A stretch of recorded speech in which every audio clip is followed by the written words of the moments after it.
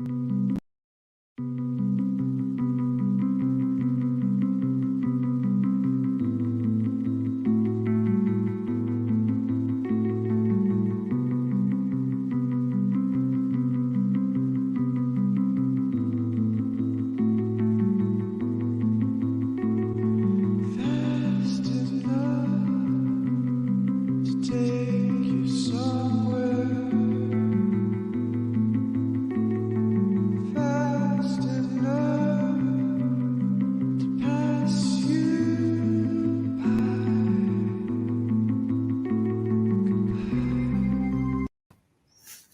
there, Bonnie Violet here. And in case you don't know where you are, I say that all the time, I'm not sure why, but you are at Dragon Spirituality, named and known. I'm so excited that you have joined us.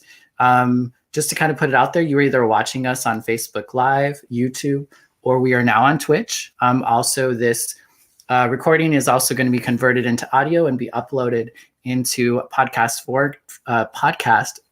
format. She needs to slow down sometimes. She gets a little excited. So it'll be uploaded onto a podcast as well. This is an opportunity for folks to see how drag and spirituality can exist in a person's experience, and to give drag artists an opportunity to lace their narrative with a spiritual thread. This is like a drag show meets church, I guess. And so feel free to tip your queen throughout the show. Her Venmo is at FK Drag. You can see it there just above her name on the screen. So without further, I want to thank Urban Village Church, our sponsor this evening. Urban Village Church is hosting this series. We have 6 interviews. This is our 4th interview. We have 2 more to go.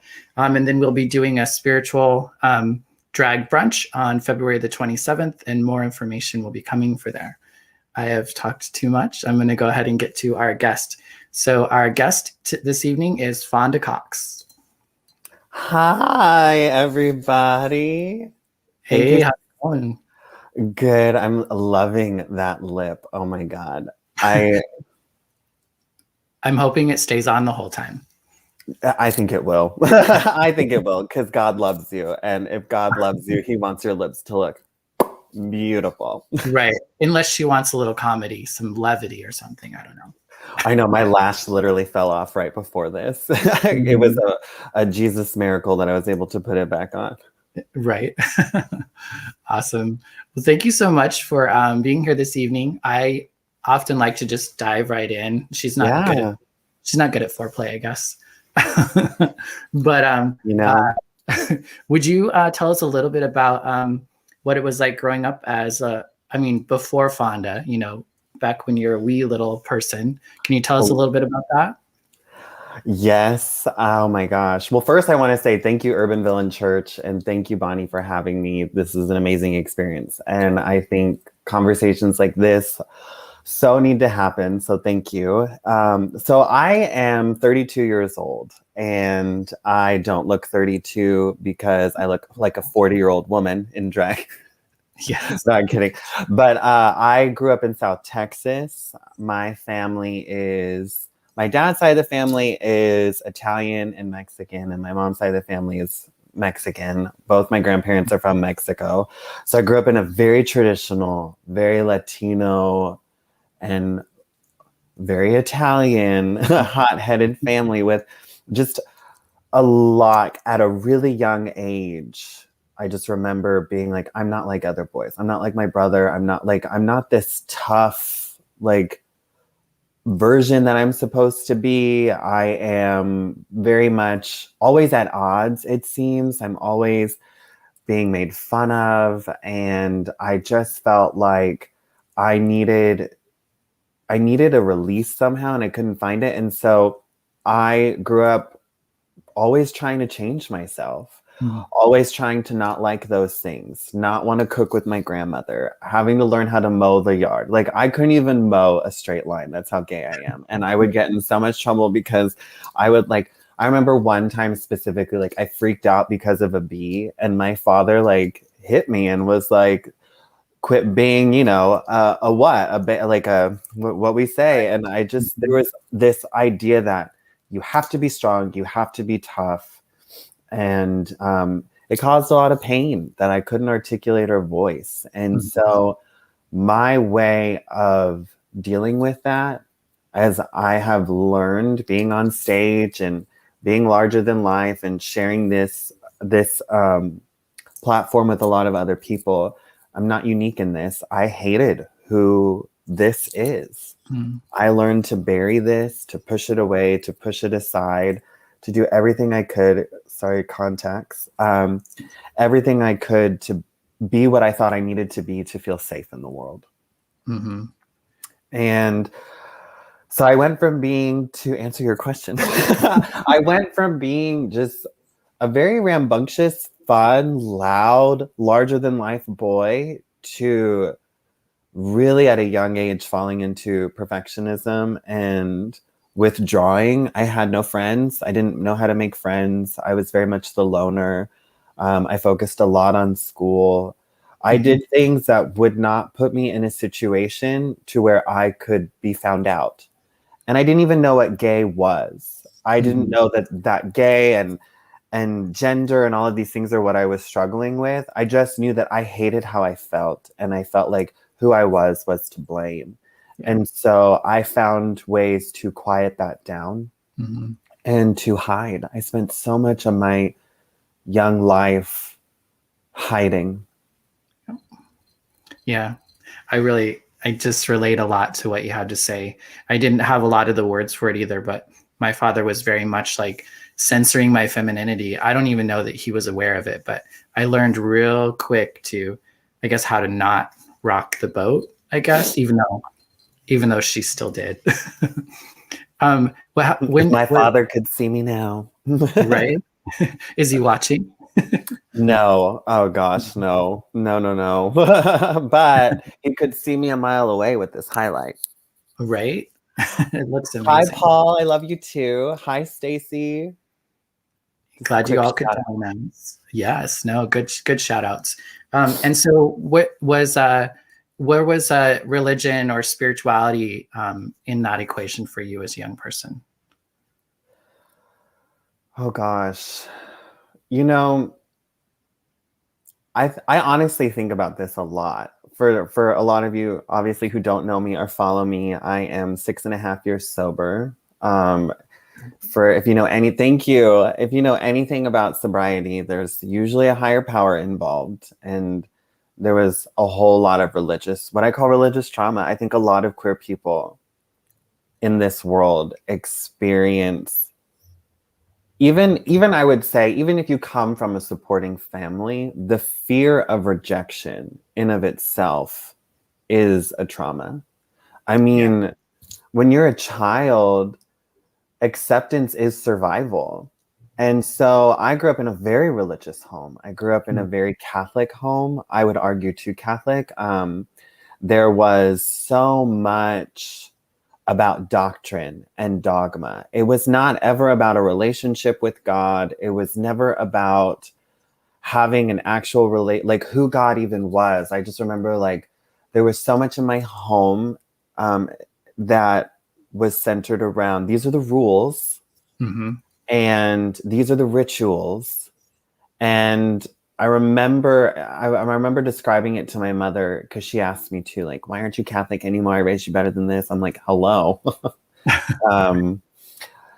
Anyway, what I tell her all the time is like, I grew up only learning about the devil. He was out to get you. This is how you're wicked. This is how you're sinful. I always argue that like really strict Catholics are like, nobody gets to heaven. Not even we get to heaven, you know? Right. I was like, I remember growing up being like, man, why can't I be Methodist? They're like, we all get to heaven.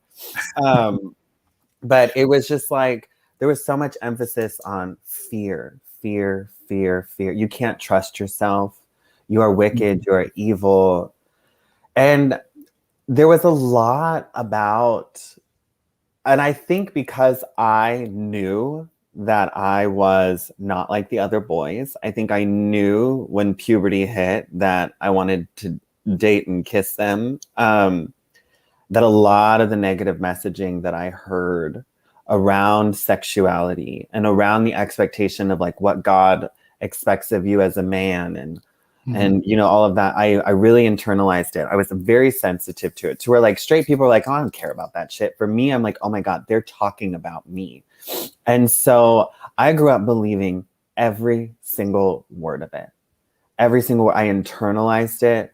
I remember praying and praying and praying and praying and praying for God to fix me, for God to change me. And I felt like I couldn't dare share this secret and these feelings with anyone because then they would be true. And, you know, and it was just so much pain. We call that shame. Yeah. I just was in so much shame because of religion. How old were you when you started those prayers? I have this moment, if I can share. It's what I call a God moment.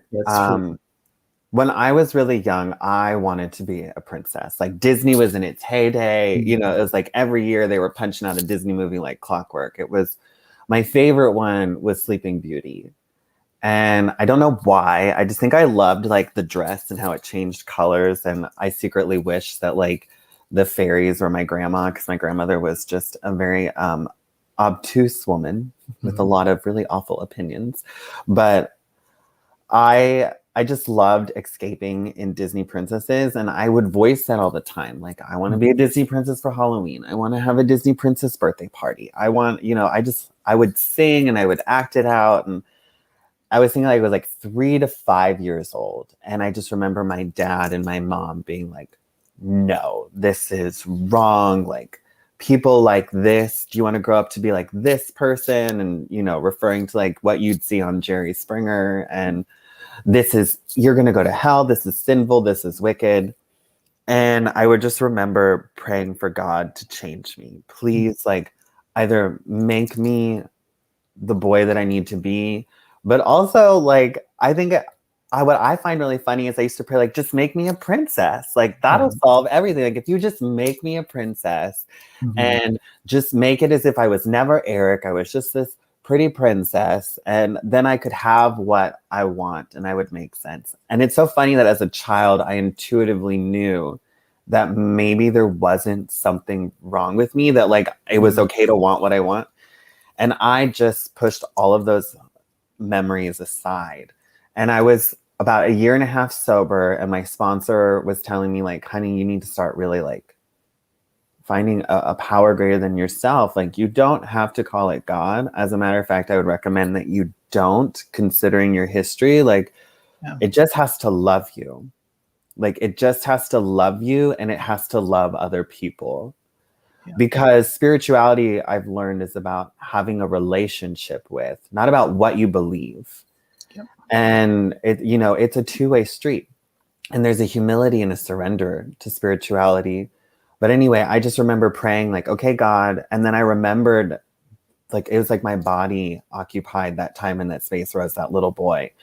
And I just felt this knowing where it was like, I did hear your prayers, and I want you to know that I was there, and I never needed to change you. You were always who I wanted you to be, but I changed the world so you could be you. Look at the world you live in now, where you get to be this version of yourself and walk through the path and the pain that you had to go through to learn to love Eric, who's underneath all the makeup and the wigs and the characters, to really learn about the shame and the struggle of having to find this and realize that that person is enough.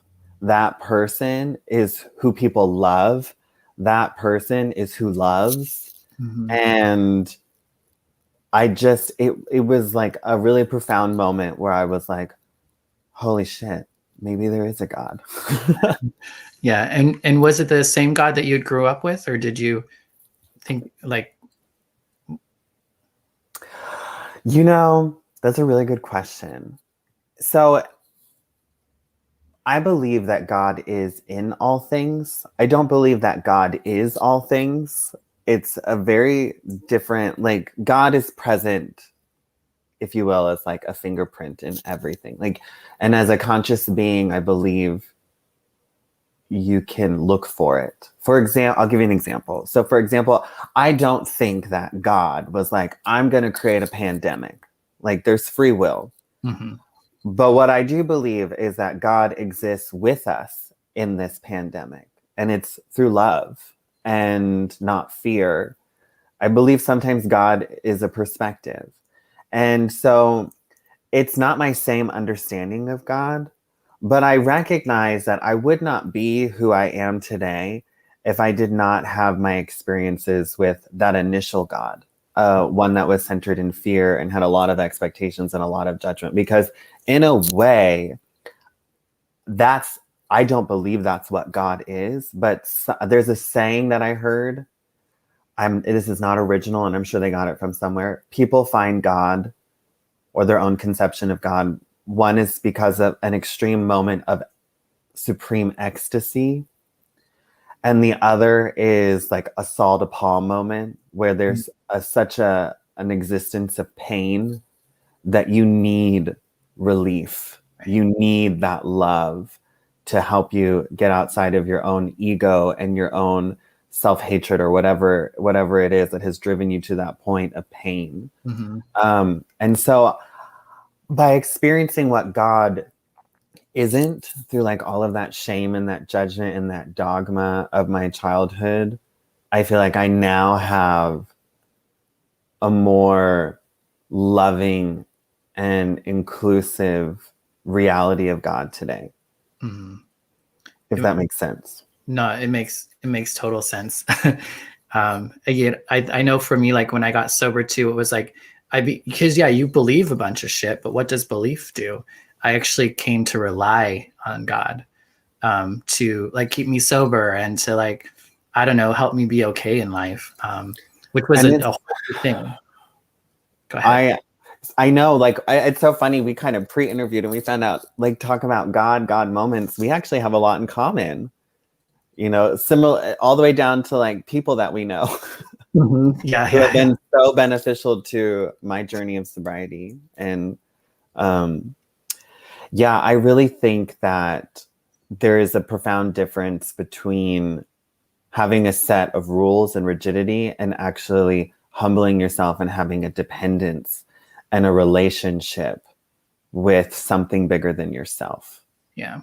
And I believe, now, and I believe it's getting more and more divided. I don't want to scare the shiitake mushrooms out of anybody, but, when I look at the world, I realize, man, there are either people who are seeking something bigger than themselves, or they don't know that they're in hell. Yeah. Trying to fill everything in them with everything other than who they are. Yeah. And I've been there and I get it. And, I read in a book, Everything Belongs, by one of my favorite, my therapist was like, you need to learn other versions of Catholicism other than the one you grew up with. And so I read this Jesuit priest, Everything Belongs. He's very into Buddhism, has like a sober retreat center in New Mexico. But one of the things he said is like, true Christians are far few and in between, because they actually recognize that it's not about worshiping Jesus. It's about actually picking up his path and applying it to your life and undergoing the grief and the loss of comfort and familiarity to really walk into the wilderness of what it means to be alive and to have all of the emotions and to experience rejection and pain, which is why Jesus, I think, was so focused on the fringes. Yeah. Who is the outsider? Because they get it. And I just want to say thank you, everybody, for commenting along, and thank you for being here. Yeah, there's been a lot of love about your time. Congratulations on your time. Many happy returns. Thank you. Is here. Penny Costal is here, who is a new person I became aware of, who I'm excited to get to know a little bit more. What we're gonna do is just take a real quick break. We have a little video that we're gonna show, and then we'll come right back. And if folks have questions for Fonda, we will ask those questions then. So we're gonna take a little break.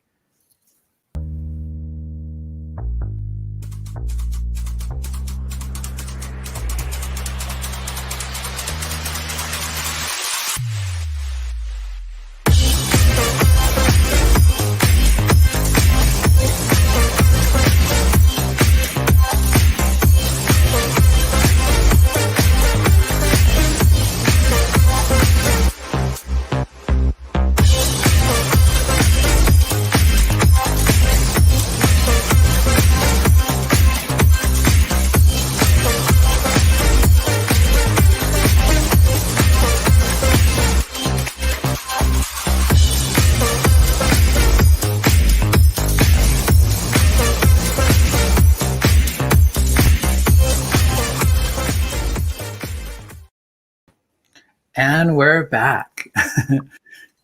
That was such a fun video. Right? She's getting some skills. She's learning as she goes. Mm-hmm. Right? So I wanted to ask you a little bit about you're a mental health advocate, and I wanted to give you an opportunity to talk a little bit about that. Yeah, thank you. So, okay, how do I say this? I believe everybody should focus on their mental health, but I'm also very aware that mental health and access to mental health services in this country in particular is a privilege, not a right. Yeah. And I believe that there are so many things that we can do to break down the stigma and the shame, number one, around mental health, particularly where it intersects with identity and shame, substance use disorder, and eating disorders, which I think statistically are very high in our community as a way to cope. And I also believe that in breaking down the shame and the stigma around mental health, that we can also work within the framework of what we have to create new resources and bridge the gaps between higher costs of care and what people can actually access. Yeah. And that is why I'm an advocate. The main reason I am an advocate is because, you know, I'm very public about this. I had a life-threatening eating disorder as a result of a lot of the shame and the trauma that I grew up with. I was hospitalized in and out of medical facilities because there really wasn't anything in the early 2000s for young males with eating disorders, particularly in South Texas. There just did not exist. It just did not exist. And so it wasn't until I was 18 and on my own, because my family didn't like that I was a homosexual, that I found a therapist who saw me for free for 3 years until I had a firm grasp on eating disorder recovery.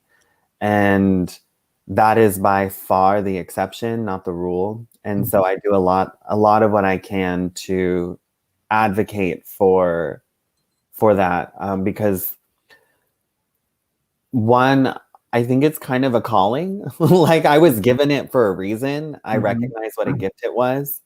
But I also believe that once upon a time, I needed to hear a story like mine, and I knew it existed. I just don't think people had the same tools and resources that I was being given by like, now I see it as a power greater than myself. And so I do. You can follow me on Instagram at FK Drag. Yes. But I also work with Eating Recovery Center and Pathlight Behavioral Health.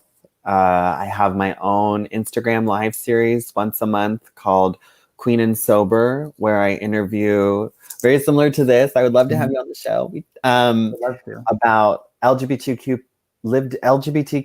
lived experiences. Recovery is not about perfection. It's just about learning. I'm learning to love and accept yourself for right where you are, even if that's in struggle. Yeah. As well as therapists. I've interviewed some amazing mental health experts on some really awesome topics. We're going to be talking all about self-love and building intimacy with yourself in our February episode. So definitely connect with me on Instagram, and I can connect you with other free resources that exist, especially if you're someone who you feel like you're struggling with disordered eating, I got your back. Got your back. Yeah, fantastic. And if you are watching or listening, I will put it in the description, all the links to everything that Fonda has just talked about after we're done with this. So thank you. Yeah, it'll be there. I was curious, COVID has been a really interesting time, and I feel like it's illuminated a lot of things that many of us already knew. We already knew there were a lot of deficiencies and inequalities, and that I think things that were kind of in the dark, maybe not to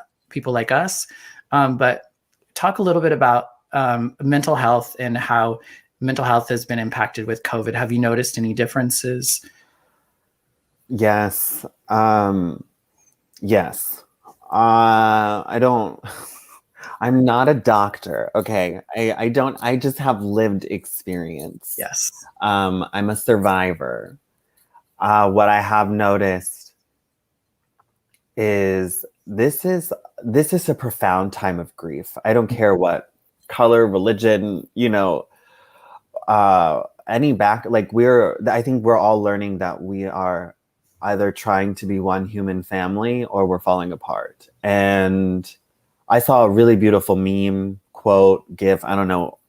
I went to public school. So I saw, and it said, we're all in the same storm, but we're not in the same ship. Mm. And I think that's a beautiful way to describe privilege. We are all in the same storm. We're not in the same ship. And I think for me, what I've really been having to work on is really learning how to spend time with myself and really reevaluate what's important and really look at a lot of my own running away. Just because I'm sober doesn't mean I have my shit together. And I haven't. No. Oops. Who does? Right. But like, I was a workaholic. I was a full-time student. I worked full-time. I had my own drag show on the weekends. Like, I did not like spending time with myself because there was still levels and layers of my own self-rejection and internalized phobia of myself and things that like I just did not know how to feel. Mm-hmm. I did not know how to press pause. And then all of a sudden there was this moment where the world just hit pause on everything. And it was so scary and it was so loud. Mm-hmm. And for me, I've learned to keep the focus on myself, but I would argue for a lot of people. Yeah. And there was this moment where everything and anything that I had placed my identity in was just not there. There was no more drag shows. There was no more school. There was no more performing. There was no more working. There was just faith that I was going to stay sober, that at least I had my recovery. I had a power greater than myself. I remember sitting on the edge of my bed going, you know what? This is a great opportunity for you to prove to me that you got my back because I literally have no answers. Yeah. There was no unemployment yet. There was none of this. Like, it was just this holy shit moment. And then recognizing just like all of the grief and loss. I lost a drag sister to COVID. I lost a sponsee to suicide. I lost a friend to suicide. My best friend just lost her grandfather to COVID. And there's just a lot of grief. Yeah. And it takes time. I saw grief is love with nowhere to go. Mm. And I think we're really good. Once the world starts to open back up and we start finding our way back to normal, I think it's going to be very different. Yeah, very much so. There is a question from Juan Pablo says, what would you say to other young Fondas in Latinx families that are struggling with being their authentic selves? Well, Juan Pablo, I want to first and foremost say that you're here, which is amazing. And I think it takes so much courage to just even be here with each other in the world that we live in. I would say, no, if you don't get this from anywhere else, hopefully you get it from us here today. There is absolutely nothing wrong with who you are. God is love. God is love, God is love, God is love, God is love. If God is anything, it is love. It is not condemnation. It is not rejection. It is not fear. It is not abandonment.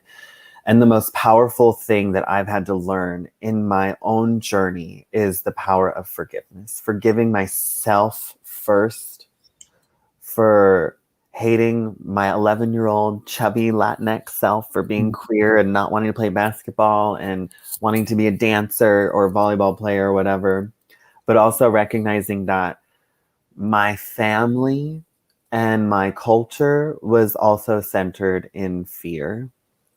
It is not something to hate. It is not something to condemn. It's just fear. Mm-hmm. And I can't imagine the pain of my mother to be afraid to love her child for who he is. That sounds awful. I know how hard it was for me to even learn to love myself for who I am. And so I just want to say you are not alone. Find people who are just as colorful as you are. Mm-hmm. And amen. Yeah. And let them love you until you can fully love yourself.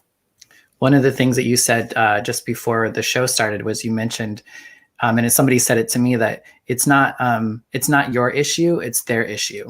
So exactly. Like if somebody has a problem with you, that's their issue. It's not yours. You're not the problem. So always remember that you're not the problem. You're not what's wrong. It's them who need to change and them who need to open up and understand. God does not condemn. I mean, I had to learn a very valuable lesson. I'm just going to say this in terms of spirituality. There is a difference between condemnation and conviction. Mm-hmm. Condemnation is, if there is a devil, it's the closest thing to devil on earth. You are not enough. God does not want you. There are things about you that God rejects. I will tell you this.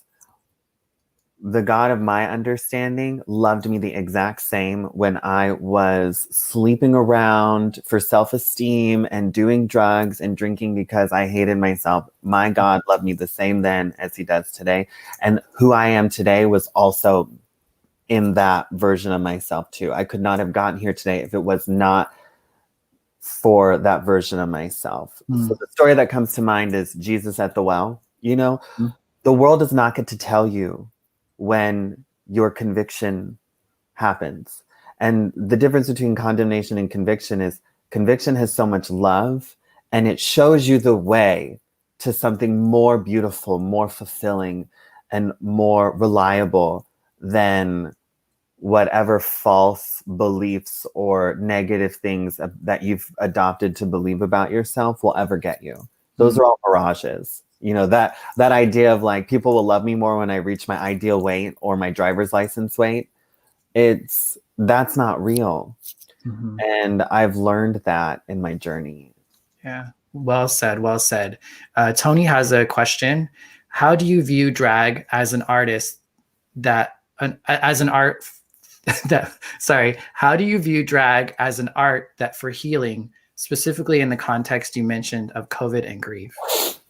I believe that we had talked about it. This is kind of a calling, and kind of like how my brother, who's a priest, puts on his, green robe for this and purple robe for that. And, it's a way of standing out. Yep. Drag is a way in which we can look at all of the boxes in which we put ourselves in. This idea of how gender has been encapsulated by shame.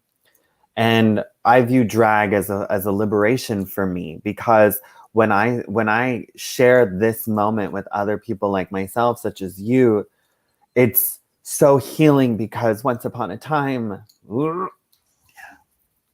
I learned a trick through this. Once upon a time, I felt so ashamed and so alone. And what I've learned is it's not about finding the answers. It's about learning to celebrate life with people who have the same questions as you. Mm-hmm. And that, putting on this makeup and putting on this character is a way for me to celebrate all of who I am. Yeah. And it's about bringing out those parts of my soul and those parts of myself that I thought God and the world wanted nothing to do with. And I shoved them into a closet. And the community that has built around this, if you let it, and the ability to express yourself in a way that is vulnerable becomes such a rewarding experience. For me, it's drag has been nothing but healing. Yeah. Nothing but healing. Don't get me wrong. Sometimes it's scary, especially going downstairs in 6-inch heels. Right. But it has been nothing but healing because you all give me so much love. Yeah. What is something that you've been surprised by people sharing with you how your drag has impacted them? Was there I always hear random weird stuff I didn't expect. Have you heard any? Yes, I have. A couple. So I gave a TED talk about being drag and how I learned that everybody dresses up when they're insecure. Like you don't, mine's more obvious, obviously, but perfectionism is a very powerful costume. And I have had so many messages from people over the years telling me that my talk, allowed them to love a part of themselves that they had no idea they hated. It allowed them to be honest with people in their family about who they really are. People from China, people from the Middle East, people from South America, all over the world.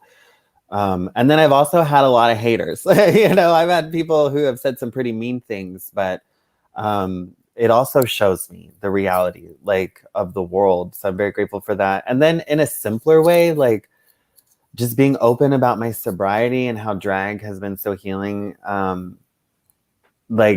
Anytime I do a sober show, there's always some newcomer, someone who's new to sobriety who just needs to be around safe people and express and explore this side of themselves too. And the ability to get to do that is so rewarding and healing. And also I had my own drag brunch, and I'll shut up after this, but there was this one drag brunch where I saw this mom and this dad and their son, and they were Latin and Latino, and he was no more than 10 years old, and he was just smiling and lighting up and handing me and all the other drag queens dollars, and the mom was just having a good time and the dad was having a good time. And it was so healing and so powerful because I thought, holy shit, this is all worth it. Yeah. Just to be able to see that, just know that there are people in this world who are different and making change and loving their child and bringing their child to a drag show. And there was just so many similarities. And it was seeing a different side of myself when I was younger. And it was just I just thanked them for being such awesome parents and and for being here and supporting us. It was, you just got to show up to see it. How powerful, huh? It's exciting to think that kids are getting to have experiences that we didn't. And in part because we exist, and we exist so openly. Imagine what that was like for that young person. He might not even realize it. Oh God, I know. I mean, the internet, right? And RuPaul's Drag. I mean, times are changing. And there was a part of me, being human, who was just man, I'm kind of jealous. I'm not kind of really jealous, Right. And there's this other part of me that's God, you don't have to go through what I went through. Thank God there's a whole new world out there for you. You see what queer people and gay people can become when they're supported. Yeah. And you can see at such a young age that they can have this confidence and this fearlessness that is their birthright. I'm just so amazed at this younger generation's ability to embrace change, and they get it. It gives me a lot of hope. Yeah, it's almost more of an issue to not get it with young people nowadays, which is great. Yeah. They're like, what's the issue? And then I'm like, can you help me with TikTok? Right. Money. They're like, okay, grandma. You're like, I'm not that old. I better not look that. I mean, I paid a good amount to a dermatologist. Right. I think this is a question. Says Urban Village Church says, we talk a lot at the church about what will this generation of kids be like if they don't have to unlearn all the shame and self-hatred we had to unlearn. How can we make that more possible? Oh, God. Well, one, I would always say, in terms of spirituality, you are the change. You are the change that is needed in the world. God gave you, your creator gave you, nature gave you, whatever floats your boat, unique gifts that are needed, you know, and they're needed for you to share. Only you can share them. And I think what is so beautiful about this idea of not having to unlearn, like being a generation to really address shame and creating a new language and framework is like, what can God really build when we're not in the way? Yeah. You know, what can we realize? I think it's a beautiful quote by Marianne Williamson. It's not our darkness that scares us, it's our light. It's how beautiful we really are. It's how much we really shine. Thinking to ourselves, who am I to be so beautiful, so bright? You're a child of God. Like, God did not make you on a dimmer, you know? And so I think by continuing to love ourselves more, we are creating change. We're you know, loving myself more, I'm able to be more of who I was supposed to be and share that love and give that love and receive that love. And I think that's very powerful because that's ultimately, I think, what heals people is love. Yeah. Whether that's God in the form of a group of drunks or God in the form of a book or witnessing profound social change for justice, or, I mean, it's this idea that God only exists in church, I think, is changing. Yeah. And I will shush. No, I mean, I think that's very well said, because for many of us, we can't connect with God in church. Like, we're not even able to be in church. So we find God finds us outside of church, and we find God outside of church too. In AA, we say, well, I think almost all 12-step recovery, which is what I'm in for my sobriety. I just outed myself. I know. Oops. It happens. Just pretend you never heard it. But we say that, like, we see that religion has brought meaning and direction to millions of people for millennium.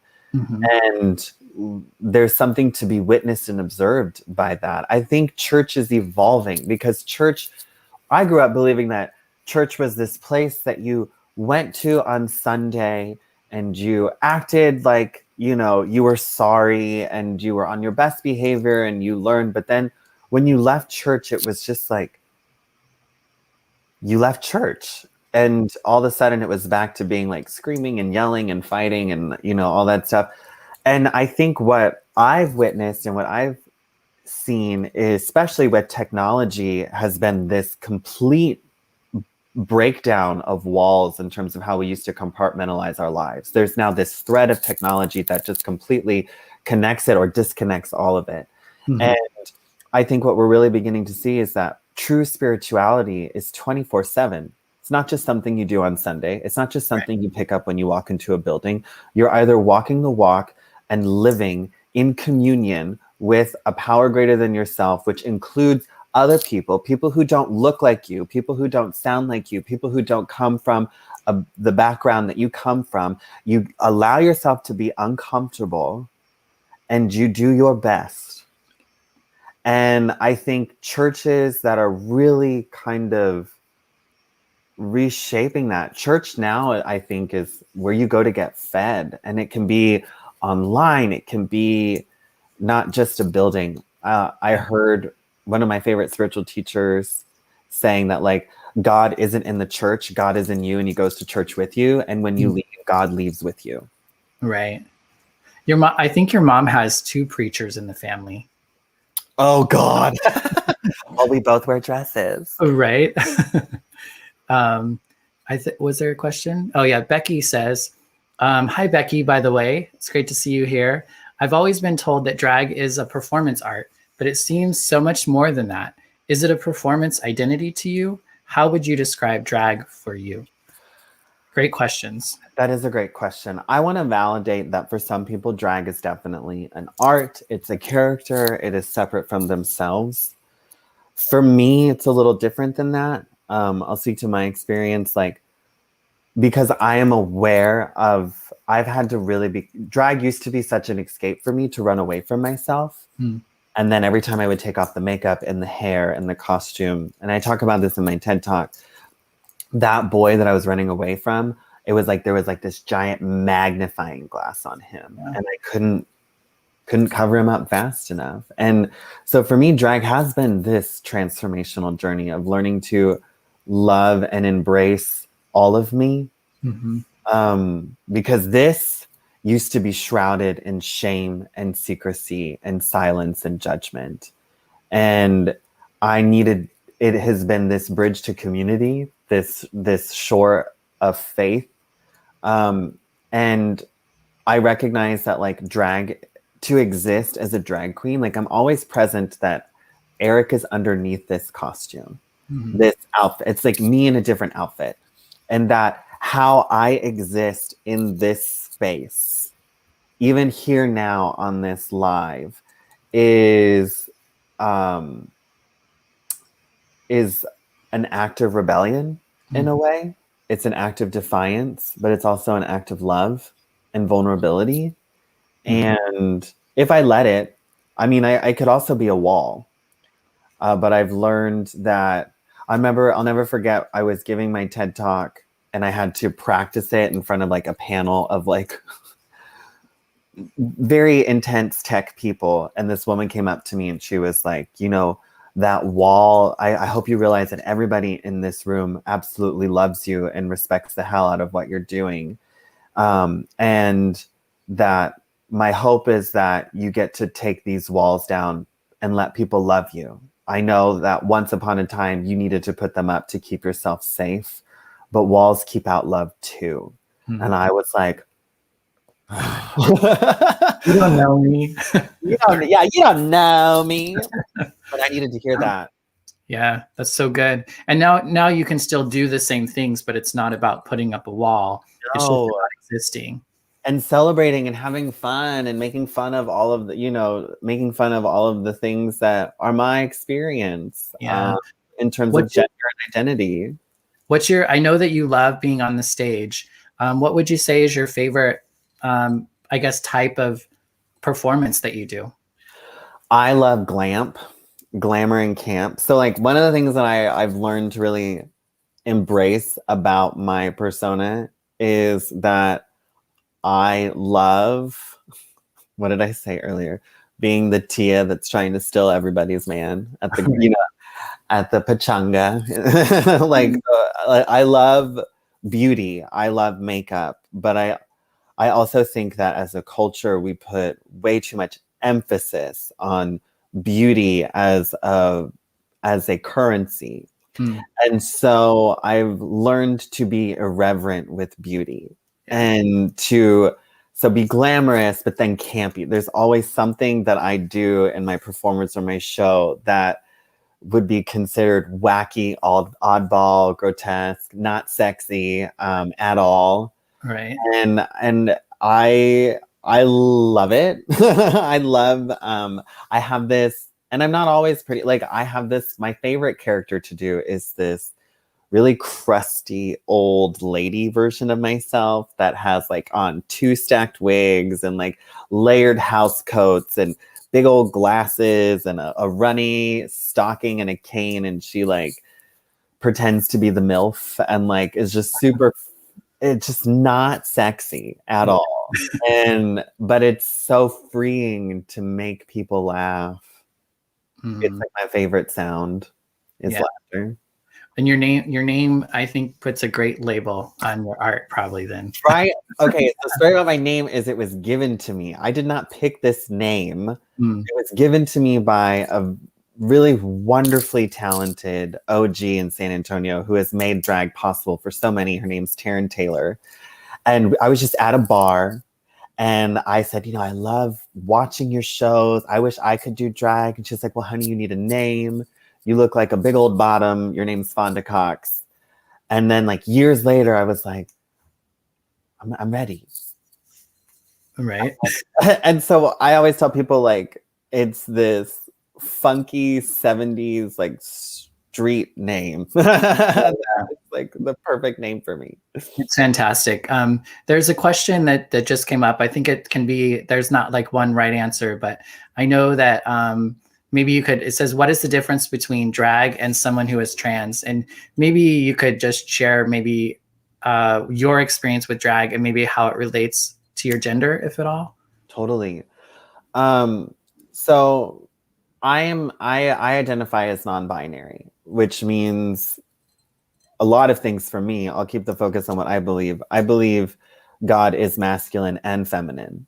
I don't believe, we are all made in the image and likeness of a creator, and therefore God exists equally in all spectrums of gender. And I believe that gender as we understand it today is rooted in shame. It's derived from shame. It's not derived from love. And that's a huge part of why I think drag is so important, is a lot of the gender roles and the things that we've decided and agreed upon for gender is that male and female is opposing opposites that contradict each other, that everything that is negative about masculinity exists in femininity. That's also called misogyny. Yeah. And drag challenges all of that for me. And I believe